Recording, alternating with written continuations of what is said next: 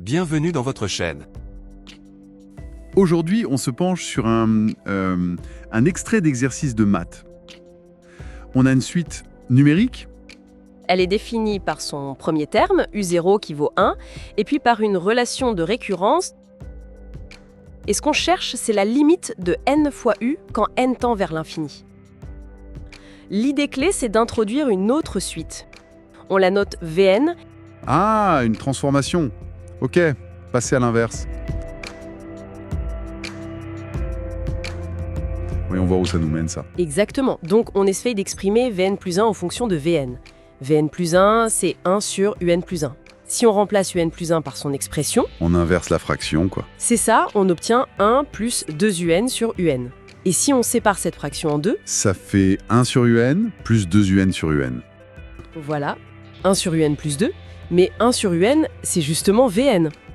Donc on a la relation Vn plus 1 égale Vn plus 2. Ah oui, et ça c'est beaucoup plus simple. On reconnaît tout de suite une suite arithmétique. Exactement. Et sa raison, c'est 2.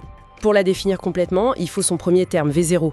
Comme U0 valait 1, V0 c'est 1 sur U0, donc 1 sur 1 ça fait 1. c'est ça. Alors maintenant, on a tout, suite arithmétique de premier terme 1 et de raison 2. La formule générale pour Vn, c'est V0 plus n fois la raison. Donc Vn égale 1 plus 2n. Exactement. Et maintenant, pour revenir à notre suite de départ. C'est facile, on avait posé Vn égale 1 sur 1n, donc 1n égale 1 sur Vn. Ah oui, logique. Il suffit de remplacer Vn par ce qu'on vient de trouver.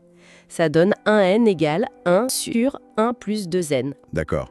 On a donc une formule explicite pour 1n, et on revient à notre objectif, la limite de n1n. Oui, alors calculons ce produit, n fois 1n, ça fait n sur 1 plus 2n. Ok, n sur 1 plus 2n, et pour trouver la limite de ça, quand n tend vers l'infini, c'est une forme indéterminée infini sur infini, non? Oui, classiquement.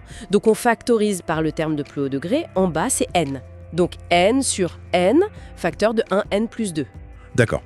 Et là, on peut simplifier par n, tant que n n'est pas 0, ce qui est le cas quand il tend vers l'infini. Tout à fait. Il reste 1 sur 1n plus 2.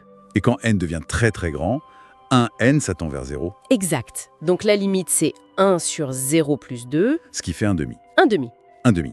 Et ça correspondait, je crois, à l'option C dans le document d'origine. C'est bien ça. Finalement, l'introduction de cette suite Vn a vraiment tout simplifié. C'était la clé. L'essentiel à retenir ici, c'est peut-être ça. La puissance d'une transformation bien choisie. Trouver la bonne suite auxiliaire peut débloquer complètement un problème.